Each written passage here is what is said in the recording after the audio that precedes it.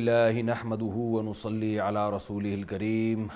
آج سے انشاءاللہ ہم قرآن مجید کے ہر پارے کا خلاصہ اس کو بیان کرنے کا اہتمام کریں گے اور روزانہ یہ خلاصے انشاءاللہ اپلوڈ ہوں گے۔ اللہ تعالیٰ سے دعا ہے اللہ تعالیٰ صحیح طرح سے بیان کرنے کی، ہم سب کو سننے کی، ہم سب کو سمجھنے کی اور پھر عمل کی توفیق عطا فرمائے۔ قرآن اللہ کی وہ آخری کتاب ہے جو اللہ نے اپنے حبیب صلی اللہ علیہ وسلم پر نازل کی، محمد صلی اللہ علیہ وسلم پر، اور ہمیشہ کے لیے اس کو محفوظ کر دیا۔ آج ہم جو کتاب پڑھتے ہیں، تلاوت کرتے ہیں، 1400 سال پہلے جس کیفیت پہ نازل ہوئی، آج بھی الحمدللہ اسی ترتیب سے ہمارے پاس موجود ہے۔ ایک حرف، ایک زبر زیر پیش کی بھی اس میں کوئی غلطی نہیں ہوئی، کوئی تحریف نہیں ہوئی، اس وجہ سے کہ اللہ تعالیٰ اپنے بندوں پر حجت کو تمام کرنا چاہتے ہیں۔ اللہ چاہتے ہیں کہ میں بندوں سے جب کلام کروں تو کوئی اور اس کلام کو میری طرف سے اس میں کوئی ہیر پھیر نہ کر سکے، اس لیے اللہ نے جو کلام اللہ کی ذات سے نکلا، اللہ نے ان کے الفاظ کی بھی حفاظت کی ہے۔ اور 1400 سال پہلے کی کوئی ایسی تحریر، پوری کتاب تو دور کی بات، کوئی ایک لائن بھی ہمارے پاس اس طرح سے یقینی طور پر محفوظ نہیں ہے۔ یہ صرف قرآن مجید کا کمال ہے کہ جو زبان قرآن کی ہے وہ زبان بھی آج محفوظ ہے۔ عربی 20 ملکوں میں بولی جاتی ہے۔ آج بھی اگر 1400 سال پرانا کوئی شخص اٹھ کے آئے اور عربی زبان میں اپنی اس دور کی 1500 سال پرانی زبان میں ہم سے بات کرنا چاہے تو دنیا میں اس کی بات کو سمجھنے والے کروڑوں لوگ ہیں۔ تو وہ زبان اللہ نے محفوظ کر دی جس زبان میں اللہ نے قرآن مجید کو نازل کیا۔ اللہ کا کلام ہم سے کیا کہتا ہے، مختصر لفظوں میں، مختصر وقت میں ہم سمجھنے کی کوشش کریں گے۔ ظاہر ہے یہ آدھے گھنٹے کا خلاصہ ہوگا، اس میں مکمل قرآن مجید کے مضامین کو بیان کرنا نہ میرے لیے ممکن ہے اور نہ کسی شخص کے لیے بھی یہ ممکن ہے۔ تو میں کوشش کروں گا قرآن کے ایک ایک پارے میں جو موٹے موٹے احکام ہیں، جو خاص خاص احکام ہیں، خاص طور پہ وہ احکام جس کا ہماری سوشل لائف سے یا ہماری موجودہ زندگی سے یا موجودہ حالات سے جن کا تعلق ہے، ان کو میں خصوصی طور پر ہائی لائٹ کروں گا۔ اللہ ہم سب کو عمل کرنے کی توفیق عطا فرمائے۔ سب سے پہلی صورت ہے سورہ فاتحہ۔ فاتحہ کا مطلب کھولنے والی کتاب، کیونکہ اس کھولنے والی کوئی بھی چیز، چونکہ اس صورت سے کلام اللہ کی ابتدا ہو رہی ہے، اس لیے بھی اس کو فاتحہ کہا جاتا ہے۔ اس کو رقیہ بھی کہا جاتا ہے کیونکہ اس سے اگر آپ مریض پر دم کریں تو اس کو فائدہ ہوتا ہے۔ مشہور واقعہ ہے، صحابی رسول نے سورہ فاتحہ پڑھ کے دم کیا اور اس شخص پر جو جن کا اثر تھا وہ ختم ہو گیا۔ قرآن کی ابتدا ہوتی ہے الحمدللہ رب العالمین، تمام تعریفیں اس اللہ کے لیے ہیں جو تمام جہانوں کا پالنے والا ہے۔ آپ کو پتہ ہے جب بھی کوئی کتاب شروع ہوتی ہے تو سب سے پہلے مصنف کا انٹروڈکشن ہوتا ہے، مصنف کا تعارف ہوتا ہے۔ قرآن مجید اللہ کا کلام ہے تو اللہ سب سے پہلے اپنا تعارف کروا رہا ہے۔ الحمد، تمام تعریفیں اللہ کے لیے ہیں۔ فرمایا کہ تعریف کی کوئی بھی چیز ہے تو وہ جس ذات میں ہے اسی کو اللہ کہا جاتا ہے۔ الرحمن الرحیم، بڑا مہربان نہایت رحم کرنے والا، یہ بھی اللہ تعالیٰ کی ایک صفت ہے اور اسلام کے دین فطرت ہونے کی دلیل ہے کہ اللہ تعالیٰ نے اپنی جو رحمت والی صفات ہیں ان کو زیادہ نمایاں کیا ہے۔ دیکھیں اللہ تو انتقام بھی لیتا ہے، اللہ تو جبار بھی ہے، لیکن اللہ نے اپنی رحمان اور رحیم والی صفت کو جس اہتمام سے قرآن میں بیان کیا، دوسری صفات کو اس اہتمام سے بیان نہیں کیا۔ حتیٰ کہ قرآن کی ابتدا میں بھی اپنی صفت کو کہ تمام جہانوں کا پالنے والا، اور اس کی صفت کیا ہے، الرحمن بڑا مہربان، الرحیم نہایت رحم کرنے والا۔ اور ہمیں حکم دیا ہے کہ جب بھی ہم کوئی کام کریں تو بسم اللہ سے شروع کریں، بسم اللہ الرحمن الرحیم، اللہ کے نام سے جو بڑا مہربان اور نہایت رحم کرنے والا ہے۔ مالک یوم الدین، روز جزا کا مالک۔ تو حدیث میں اس کا خلاصہ خود بیان کر دیا گیا ہے، بخاری مسلم کی حدیث ہے۔ آپ صلی اللہ علیہ وسلم نے ارشاد فرمایا کہ جب بندہ اللہ تعالیٰ نے سورہ فاتحہ کو اللہ اور بندے کے درمیان میں ڈیوائیڈ کر دیا ہے۔ فرمایا دو حصے جو ہیں وہ میرے بندے کے لیے ہیں اور ایک حصہ اس میں میرے لیے ہے۔ تو آپ صلی اللہ علیہ وسلم نے فرمایا کہ دو حصے بندے کے لیے اور ایک حصہ میرے لیے۔ آپ صلی اللہ علیہ وسلم نے فرمایا کہ جب کوئی بندہ یوں کہتا ہے الحمدللہ رب العالمین، تمام تعریفیں رب العالمین کے لیے ہیں، کہ اللہ تعالیٰ فرماتے ہیں کہ جب کوئی بندہ میری حمد و ثنا کرتا ہے، یہ دو حصے جو ہیں اللہ کے لیے ہیں اور ایک حصہ اللہ نے اپنے بندوں کے لیے رکھا ہے۔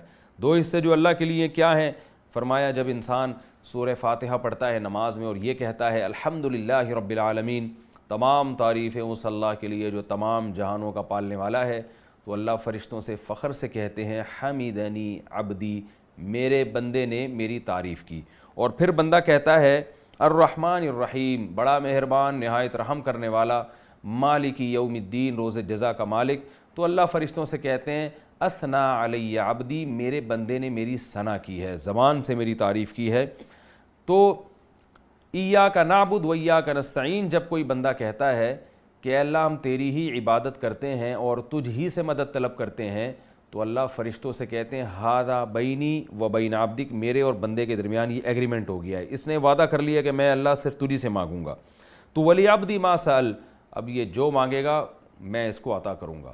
یہ اللہ کی رحمت ہے، اللہ نے مانگنے کا طریقہ بھی بتا دیا اور کیا مانگنا ہے یہ بھی بتا دیا۔ کیا مانگنا ہے اللہ نے حکم دیا اہدنا الصراط المستقیم، اللہ سے تم سیدھا راستہ مانگو، صراط الذین انعمت علیہم، اے اللہ مجھے ان لوگوں کے راستے پر چلا جن پر تو نے انعام کیا، غیر المغضوب علیہم ولا الضالین، ان لوگوں کے راستے پر نہیں جن پر تیرا غضب ہوا، اور نہ ان لوگوں کے راستے پر جو گمراہ ہوئے۔ انعام یافتہ لوگ کون ہیں؟ انبیاء، صدیقین، شہداء اور عام نیک مسلمان۔ قرآن میں دوسرے مقام پہ بتایا کہ یہ انعام یافتہ لوگ ہیں، اللہ مجھے ان کے راستے پر چلا۔ مغضوب علیہم، غضب جن پر ہوا، یہ وہ لوگ ہیں جو علم کے باوجود گمراہ ہوتے ہیں، علم کے باوجود عمل نہیں کرتے۔ اس کا اولین مصداق یہود ہیں جن کے پاس تورات محفوظ، لیکن اس کے باوجود انہوں نے تورات کی آیات پر عمل نہیں کیا۔ ولا الضالین، اور ان لوگوں کے راستے پر بھی نہ چلا جو گمراہ ہو گئے، یعنی جن کے پاس علم ہی نہیں ہے۔ اس کا اولین مصداق عیسائی ہیں جن کے دین میں اس قدر تحریف ہو گئی کہ اب ان کے پاس سرے سے دین کا علم رہا ہی نہیں ہے۔ تو اللہ دونوں قسم کی گمراہیوں سے تو ہمیں بچا، یہ گمراہی کہ ہمیں علم ہو پھر بھی ہم عمل نہ کریں، اور یہ گمراہی کہ سرے سے علم ہی نہ ہو۔ اور پہلے درجے کا جو جرم ہے وہ زیادہ ہے کہ آپ کے پاس علم ہو اس کے باوجود آپ گمراہ ہو جائیں، اس علم پر عمل نہ کریں۔ تو سورہ فاتحہ میں اللہ تعالیٰ نے جو اہم چیز ہے، ایک تو اللہ کی حمد و ثنا، قابل تعریف صرف اللہ کی ذات ہے، اور اس کا جو مین مضمون ہے وہ ہے ایاک نعبد و ایاک نستعین۔ یہ چیز اسلام کو دوسرے مذاہب سے ممتاز کرتی ہے کہ اسلام میں عبادت صرف اللہ کی ہوگی، غلامی صرف اللہ کی ہوگی۔ آپ اگر کسی اور کی اطاعت کرتے ہیں تو وہ بھی اللہ کی اطاعت کے بعد ہے۔ لا طاعۃ لمخلوق فی معصیۃ الخالق، نبی نے ارشاد فرمایا کہ مخلوق کی نافرمانی میں خالق کی اطاعت مخلوق کی اطاعت، خالق کی نافرمانی میں مخلوق کی اطاعت اور فرمانبرداری جائز نہیں ہے۔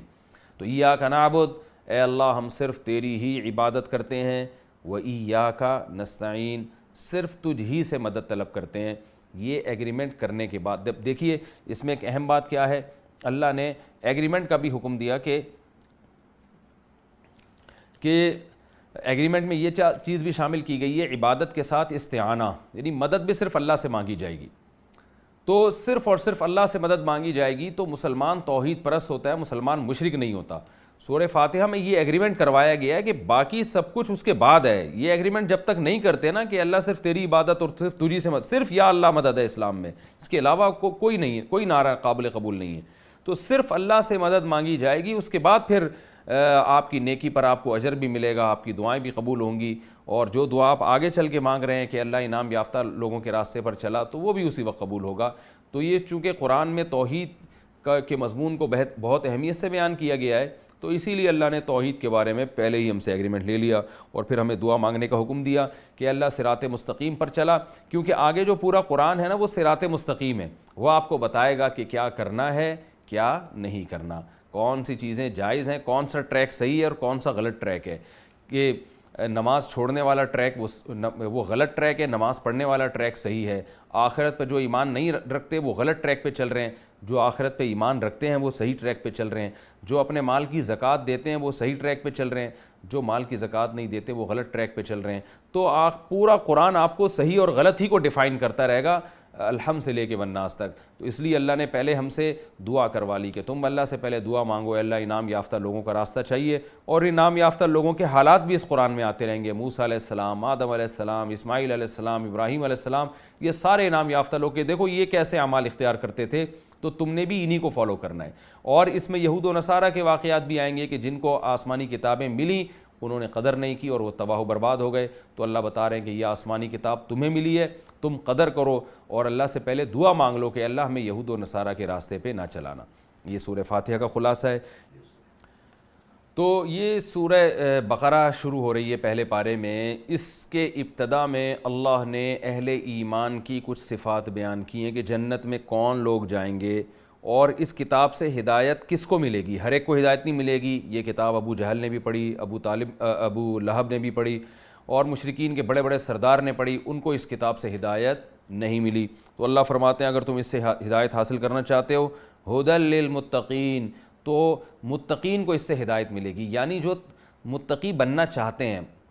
ایک اصطلاح استعمال ہوتی ہے کہ کبھی فعل بول کر ارادہ فعل مراد ہوتا ہے، یعنی تم یہ چاہتے ہو کہ تمہیں ہدایت مل جائے، تو جو چاہتے ہیں ان کو ملے گی۔ جو ہٹ دھرم ہیں، ضدی ہیں اور وہ چاہتے ہی نہیں ہیں کہ ہمیں سیدھا راستہ ملے، ان کو ہدایت اس سے نہیں ملے گی۔ تو اس میں اللہ نے اپنی نیتوں کو درست کرنے کا ہمیں کہہ دیا کہ جب تم قرآن مجید کی تلاوت کی ابتدا کرو تو یہ نیت کر لو کہ ہمیں جو سیدھا راستہ اس میں ملے گا ہم اس کو فالو کریں گے۔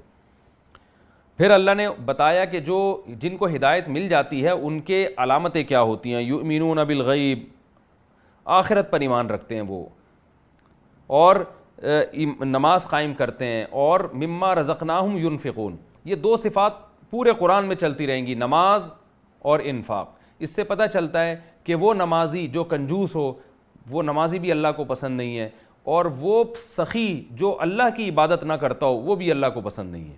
آج لوگ غلو کرتے ہیں، اگر آپ عبادت میں ہیں تو مخلوق کا حق ادا نہیں کرتے، اور اگر آپ مخلوق کی خدمت میں لگے ہوئے ہیں تو بس اسی کو لوگ کافی سمجھتے ہیں کہ دیکھو فلاں اتنا اچھا ہے، وہ اتنے غریبوں کو کھانا کھلاتا ہے، چاہے وہ ایک وقت کی نماز نہ پڑھتا ہو۔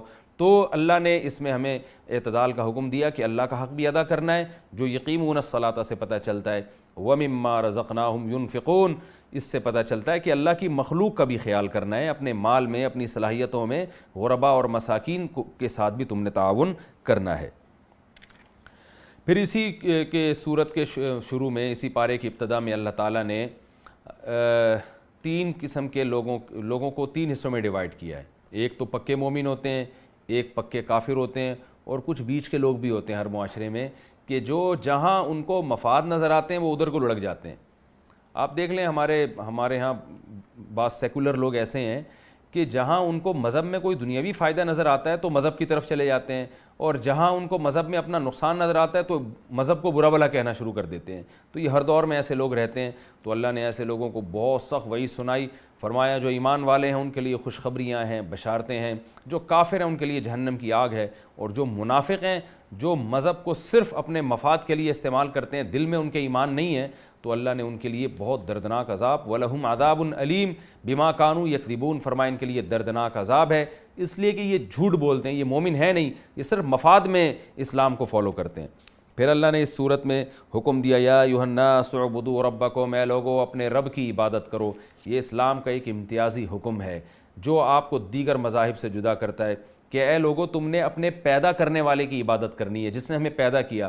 اسی میں اللہ نے معبود کا انٹروڈکشن بھی کروا دیا کہ وہ معبود وہ ہے جس نے تمہیں پیدا کیا، تو ظاہر ہے جس نے پیدا کیا ہو اس کی عبادت تو ضرور کرنی چاہیے۔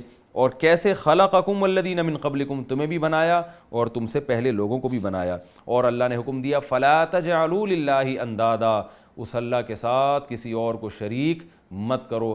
سورج کی عبادت، چاند کی عبادت، مزاروں کی پرستش، بزرگوں سے حاجات پوری کروانا، مزاروں پہ جا کے بتوں کی عبادت، یہ سب شرک ہیں جن پر اللہ نے ان آیات میں پابندی لگا دی۔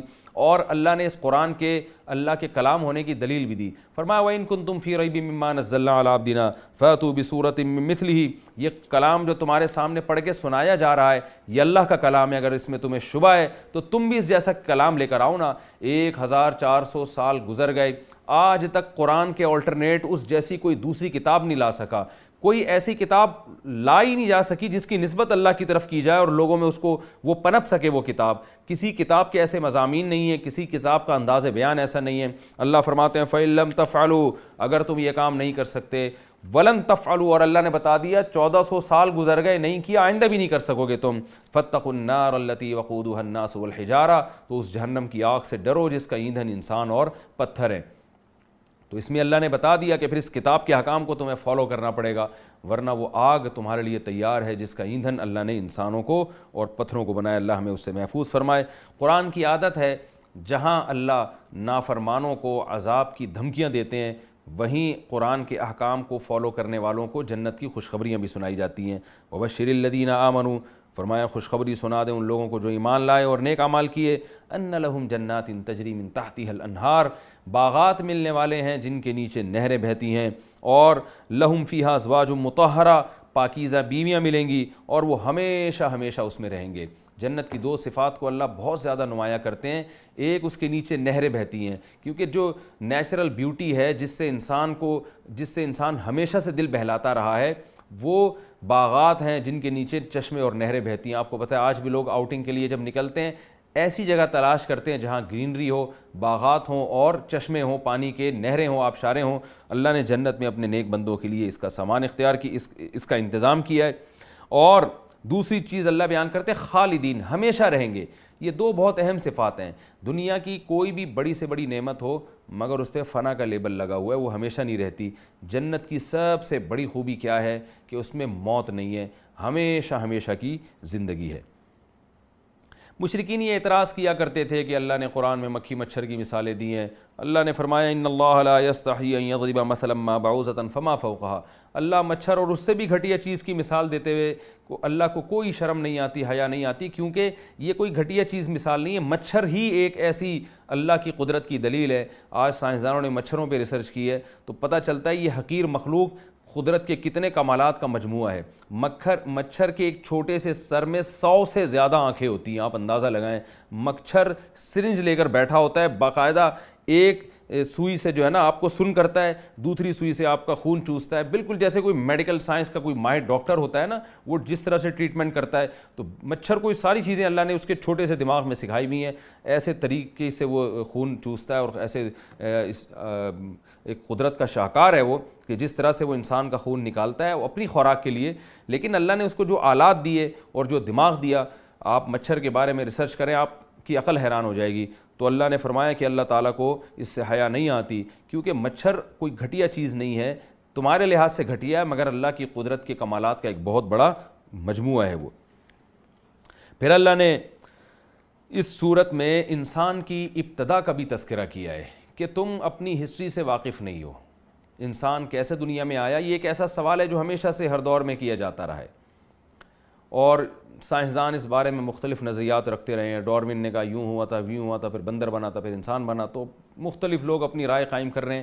ظاہر ہے یہ انسان بتا نہیں سکتا، کیونکہ جب انسان دنیا میں آیا تو ہسٹری تو بہت بعد میں لکھی گئی ہے، اس وقت انسان کو ہوش نہیں تھا اور وہ ہسٹری سے واقف نہیں تھا۔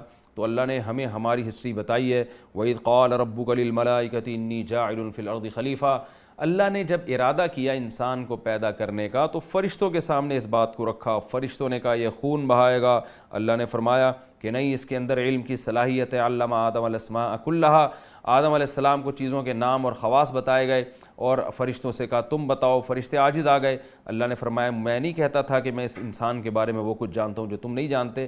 تو یہ ایک علم کی جو انسان کے اندر اللہ نے صلاحیت رکھی ہے، اس صلاحیت کی وجہ سے انسان کو فضیلت دی گئی ہے۔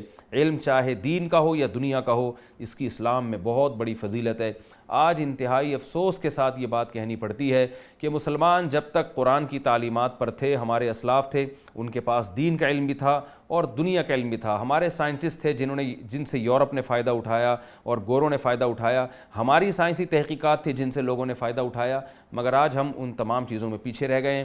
تو ضرورت اس بات کی ہے کہ ہم دونوں علوم کو فوکس کریں، دنیا کا علم بھی حاصل کریں اور دین کا علم بھی حاصل کریں۔ اللہ نے ہمیں امام بنایا ہے، تو امام بننے کے لیے ضروری ہے کہ دونوں کیونکہ حکومت آپ نے اس زمین پہ کرنی ہے، تو اس زمین پر حکومت کے لیے اس زمین کا علم آپ کے پاس ہونا ضروری ہے، وہ علم جو اس زمین میں رہنے کے لیے ضروری ہے، جو اس زمین کو مسخر کرنے کے لیے ضروری ہے۔ تو دین کا علم آپ کو بتائے گا کہ آپ اللہ کے محبوب کیسے بنیں گے، اور دین کا علم ہی آپ کو یہ بھی بتاتا ہے کہ دنیا کے علم کی اہمیت کیا ہے، اور زمین پر آپ کی خلافت اور حکومت کیسے قائم ہوگی، زمین کی باغ ڈور آپ کے ہاتھ میں کیسے آئے گی۔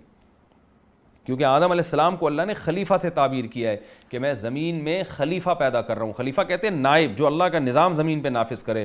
تو خلافت کے لیے وہ جو ہے یہ ذہن میں رکھیے کہ دین کے علم کے ساتھ ساتھ دنیا کا علم بھی ضروری ہے. ہم پیغمبروں کی تاریخ اٹھا کے دیکھتے ہیں, اللہ نے داؤد علیہ السلام کو زمین پر خلافت دی تو دین کے علم کے ساتھ اللہ نے دنیا کا علم بھی دیا.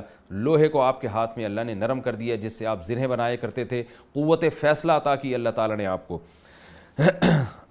آدم علیہ السلام سے خطا ہوئی جس کی وجہ سے آپ کو جنت سے نکالا گیا, شیطان نے ورغلایا.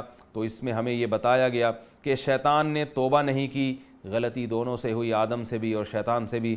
شیطان اڑ گیا تو آج تک اڑا ہوا ہے, جہنم کا ایندھن بنے گا. اور آدم علیہ السلام نے توبہ کی, اللہ کے دوبارہ محبوب بن گئے. تو اللہ نے ان آیات میں ہمیں بتا دیا کہ دیکھو غلطی تم سے ہو سکتی ہے مگر رجوع کر لینا, شیطان کی طرح تکبر نہ کرنا.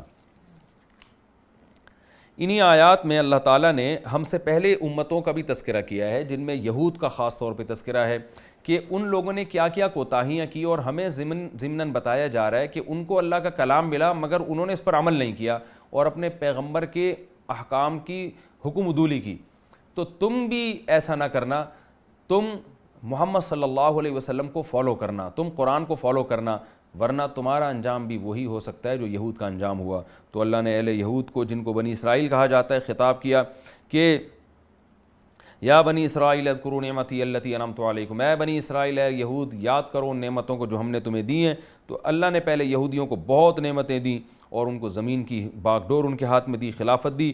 تو اللہ نے فرمایا کہ ان سے ہم نے کہا تھا لا تلبسوا الحق بالباطل, حق اور باطل کو خلط ملط کر دیا کرتے تھے. یہ یہود کی ایک بری خصلت تھی. اور اللہ نے ان کو حکم دیا تھا لا تشتروا بآیاتی ثمنا قلیلا. ان میں خرابی کیا تھی, دین کو چند ٹکوں کے بدلے میں بیچتے تھے. لوگوں کو خوش کرنے کے لیے انہی کے مطلب کے حکام لوگوں کو بتایا کرتے تھے. تو اللہ نے اس میں مسلمان علماء کو تنبیہ کی ہے کہ تم چند دنیا کے مفاد کی خاطر قرآن کے حکام کو تبدیل مت کرنا. آج ہم دیکھتے ہیں بعض اسکالر ایسے آ گئے ہیں جو پبلک کو دیکھ کے ان کی مرضی کی باتیں کر رہے ہوتے ہیں, وہ شریعت نہیں بتاتے. بہت ساری چیزوں کو جو حرام تھی انہوں نے حلال کر دیا, اور بہت ساری چیزوں میں انہوں نے گنجائشیں, ایسی گنجائشیں جو شریعت میں نہیں ہیں, صرف پبلک کو, لوگوں کو خوش کرنے کے لیے. تو اس سے بھی اللہ نے منع فرمایا. پھر اللہ نے یہودیوں پر جو انعامات ہوئے تھے ان کا تذکرہ کیا ہے کہ ہم نے کیسے تمہیں فرعون سے نجات دی, اور موسیٰ علیہ السلام کو ہم نے کیسے تورات عطا کی, 40 دن ان سے وعدہ کیا ہم نے, اور تم نے کیسی نالائقی کی. موسیٰ علیہ السلام تورات لینے کے لیے گئے ہیں, اللہ سے ہم کلام ہونے کے لیے گئے ہیں, اور تم نے بچڑے کی عبادت کرنا شروع کر دی. پھر اللہ نے تمہاری توبہ قبول کر کے تمہیں معاف کیا, تم پر من اور سلوہ کو اللہ نے آسمان سے نازل کیا, اور اللہ نے تمہیں حکم دیا تھا ایک بستی میں داخل ہو سر جھکا کے اور حطۃ کہنا کہ اللہ ہمارے گناہوں کو معاف کر دے. تم نے کیا کیا, لالچ میں آ کے حنطہ کہنا شروع کر دیا. گندم چاہیے, روٹی چاہیے, مغفرت کی فکر نہیں تھی, پیٹ کی تمہیں زیادہ فکر لگ گئی. آج بھی ہمارے ہاں لبرل لوگ ملک کی معاشی ترقی کی بات تو کرتے ہیں کہ بھائی پیٹ بھرا ہوا ہونا چاہیے, پیٹ بھرا ہوا ہونا چاہیے. اسلام کی بات کرنا لوگوں نے چھوڑ دی ہے. پاکستان پیٹ بھرنے کے لیے نہیں بنا تھا, پاکستان اسلام کے لیے بنا تھا. پیٹ بھرنا بھی ہماری مجبوری ہے, ضرورت ہے, معاشی ترقی بھی ہماری ضرورت ہے, لیکن اسلام اور اللہ کو خوش کرنا یہ ہماری پہلی ضرورت ہے. تو یہود والی خصلت ہمارے اندر نہیں ہونی چاہیے کہ ان سے کہا جا رہا ہے کہ توبہ استغفار کرو, تو وہ توند کی فکر اور پیٹ کی فکر میں پہلے لگ گئے اور توبہ استغفار کی فکر انہوں نے چھوڑ دی. تو اگر ہمارے اندر یہ ہوگا تو ہم میں اور غیر مسلموں میں پھر کوئی فرق باقی نہیں رہے گا. اللہ نے بنی اسرائیل پر جو نعمتیں ذکر کیں, ان نعمتوں میں چشمے پھوٹنا, پانی کی کمی ہوئی تو موسیٰ علیہ السلام نے پتھر مارا ہے, پتھر پہ لاٹھی ماری تو 12 چشمے پھوٹ گئے. پھر موسیٰ علیہ السلام نے بنی اسرائیل کو حکم دیا کہ گائے ذبح کریں, اس میں وہ لیت و لال سے کام لینے لگے کہ گائے کا رنگ کیسا ہونا چاہیے. جو بہت زیادہ سوالات پوچھتے ہیں ان کا مقصد بسا اوقات یہ بھی ہوتا ہے کہ انہوں نے عمل نہیں کرنا ہوتا. تو آج بھی ہمارے معاشرے میں شریعت کے ایک ایک حکم پہ بہت زیادہ لوگ نکتہ چینی کر رہے ہوتے ہیں, بہت زیادہ کراس کویشچن پوچھ کے نا, مقصد یہ ہوتا ہے کہ ہم نے اس پر عمل نہیں کرنا.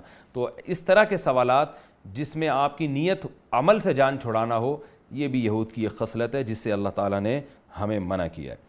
اللہ تعالیٰ نے ان آیات میں بتایا کہ ہم نے بنی اسرائیل سے کچھ مضبوط ایگریمنٹ کیے تھے جس پہ انہوں نے عمل نہیں کیا. تو ایگریمنٹ اللہ ہم سے بھی کر رہے ہیں, وہ بہت اہم آیت ہے. اس میں اللہ نے فرمایا وَإِذْ أَخَذْنَا مِيثَاقَ بَنِي إِسْرَائِيلَ, ہم نے بنی اسرائیل سے ایگریمنٹ کیا تھا لا تعبدون الا اللہ, اللہ کے سوا کسی کی عبادت نہیں ہوگی. آج دیکھیں مسلمانوں میں بھی غیروں کی عبادت شروع ہو گئی ہے، غیروں کو پکارنا شروع ہو گئے ہیں۔ پھر اللہ نے ان سے ایگریمنٹ کیا تھا وَبِالْوَالِدَيْنِ احسانًا، والدین کے ساتھ اچھا سلوک۔ آج اس امت میں بھی یہی برائی پھیل گئی ہے، والدین کے ساتھ اچھا سلوک ختم۔